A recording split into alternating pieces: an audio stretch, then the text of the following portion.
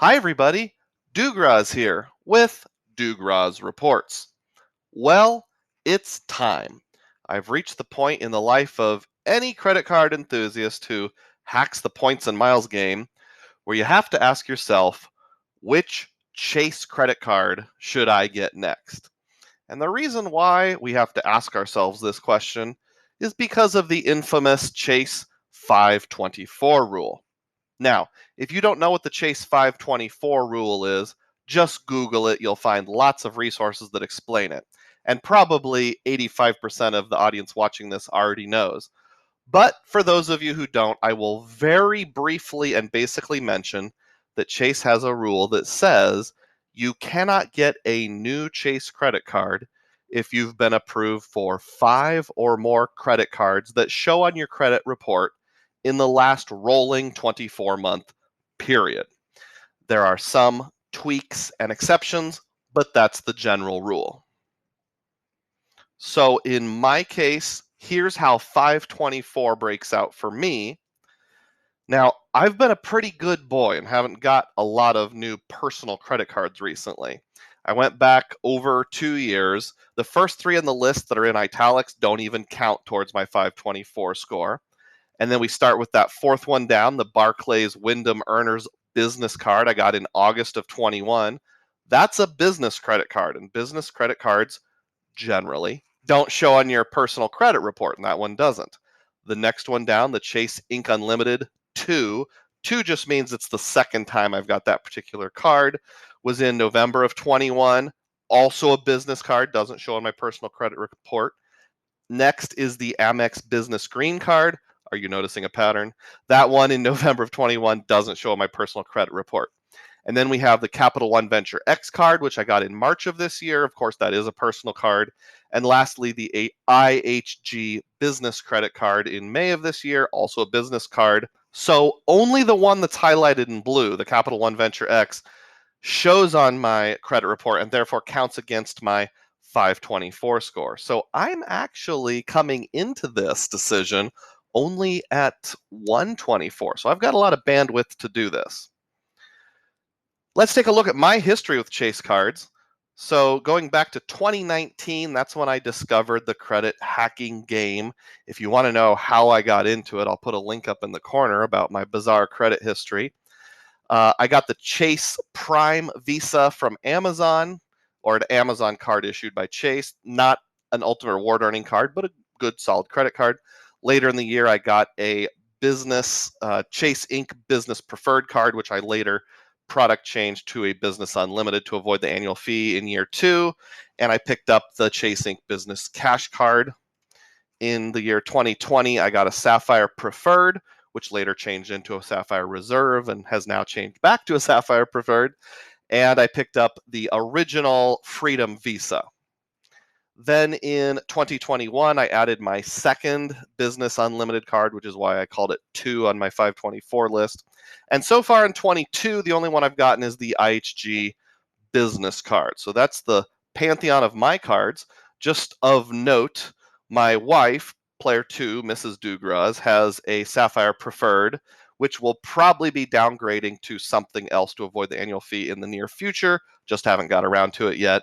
She has a Freedom Unlimited, which gets 1.5x on everything. And she also has the old school original Freedom Visa. What will be next? What is that next card? So I've got 4, 5, 6, 7, 8, 9, 10. 10 Chase cards at present between my wife and I, and 8 of the 10 are Ultimate Reward earning cards.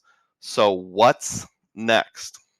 Before I answer that question, though, on this particular YouTube channel, we talk about finding epic value, including, but not limited to, credit card rewards for the average American. I talk about 80% credit card rewards and about 20% other stuff. Does that sound interesting to you? If it does, I'd really appreciate it if you would click the thumbs up button and subscribe to the channel. I've now gone over 700 subscribers, so I'm 70% of the way to my goal of 1,000. And if you would be considerate enough to join me on this journey, I would really appreciate it. So thank you for considering a subscription. To those who have already subscribed, I can't thank you enough. So with that in mind, What is my decision? My choice is the Freedom Flex card from Chase. A very solid choice, kind of basic, but I have a reason for it, and I'm now going to tell you what that reason is. So, what does the Freedom Flex earn? Well, just like the original Freedom, which is discontinued, you can't get it anymore as a new applicant. It's a rotating category card, so it earns 5% cash back in these quarterly bonus categories that rotate and change. To give you some examples, in the first quarter, it was 5% cash back on eBay and grocery stores. Second quarter was Amazon and streaming services. Third quarter, which we're in right now for 2022, it's gas, car rental, and movies. And then the fourth quarter is to be determined. Note carefully that third quarter gas category, because that will be important a little later. In other news, the Freedom Flex also earns 3% cash back on other things, dining and takeout, as well as drugstores. And then you can get 5% cash back on travel within Chase's own portal. It also earns 1% back on everything else. An important note is that cash back is really ultimate rewards, which is the points currency that Chase uses for any of its ultimate reward earning cards. So, for example, if you earn $30 cash back, you're actually earning 3,000 ultimate reward points. To convert from cash back to ultimate rewards, you just move the decimal 2 places. Another great feature is that ultimate reward points can be transferred to any other ultimate reward earning card, either your own or the same household. For example, I can move my Freedom Flex points to my Sapphire Preferred and then unlock all the benefits of that Sapphire Preferred.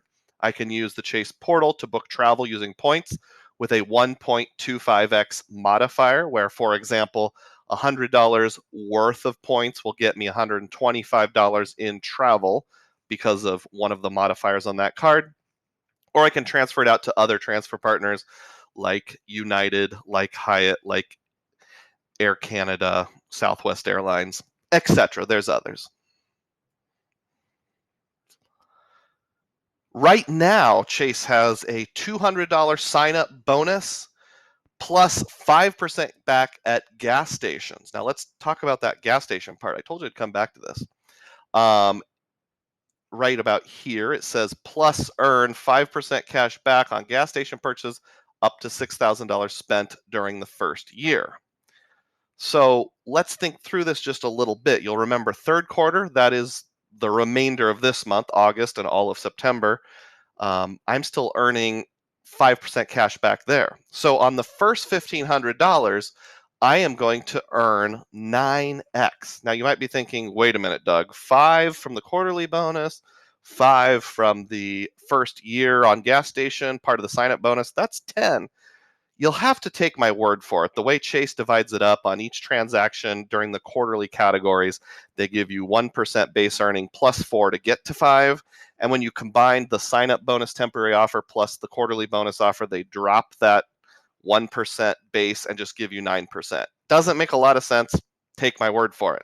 So you can earn up to $1,500 from that quarterly bonus. So 9x times 1,500 would be 13,500 ultimate reward points that I could max out. And if you're wondering, are you really going to spend that much on gas? I have a gas station in my town that sells a lot of different gift cards that I can use and be strategic with. So yes, I do believe I'm going to be able to max this out. I'll earn 5x on the next 4,500 towards that 6,000 the first year for 22,500. And if we put that together from gas stations alone, I should be earning 36,000 ultimate reward points. And then concentrating on the $200 bonus, all I have to do is spend 500. Obviously, I'll be way over that in the first 3 months. That will get me 20,000 UR points. Again, $200, just move the decimal 2 to the right, and you get 20,000 UR points. I will also take advantage of a refer a friend bonus. My dad has this particular card, and he's kind of like player 3 or 4. My parents have credit cards. I help them with finances sometimes. They don't really travel much, so they'll just let me have their UR points. So I'll use his link to refer a friend and I'll get it. So that adds another 10,000. So those two things plus the prior screen's gas information, 66,000 ultimate reward points. Now, I would say 66,000 ultimate reward points with a cash value of at least $660 for a no annual fee card is not too shabby. Just to let you know, I do have a refer a friend link I'll put down below. That'll be in a pinned comment. It will also be in the description box. If you'd be willing to use my link, that'll help out the channel, get me a few extra ultimate reward points, and make me more likely to make videos like this in the future. Thanks for your consideration. So this is what our Freedom flock will look like once this is all done. And by the way, I've already got the card, so don't try to talk me out of it. It's already come, so I'll be able to use my own refer a friend link. Here it is in all its glory. My original Freedom Visa, my wife's original Freedom Visa, and then the new Freedom Flex I just added. Anytime there is a quarterly category that we can take easy advantage of using gift cards, which would include like gas stations, that one is easy to maximize. Grocery stores, I have a grocery store that sells gift cards that I can easily maximize. Walmart has appeared on there in the past, or Target, Sam's Club, that kind of thing. Places you can easily buy gift cards. I'll be able to max those out. So each card, I'll get 1,500 in spend run through the card, kind of shuffled through, 7,500 ultimate reward points, and those three put together will get me 22,500 ultimate reward points if I max them out anytime that we have a category that I can max it out on during any given quarter. A little bit of legwork, but probably worth doing. I'd love to hear your opinion. Put comments down below if you think this is the right move or not. Again, please remember to smash the thumbs up button and subscribe. Join us on this journey of finding epic value for the average American, including credit card rewards. And as always, may your spending be frugal and may your points be plenteous. Thanks for watching.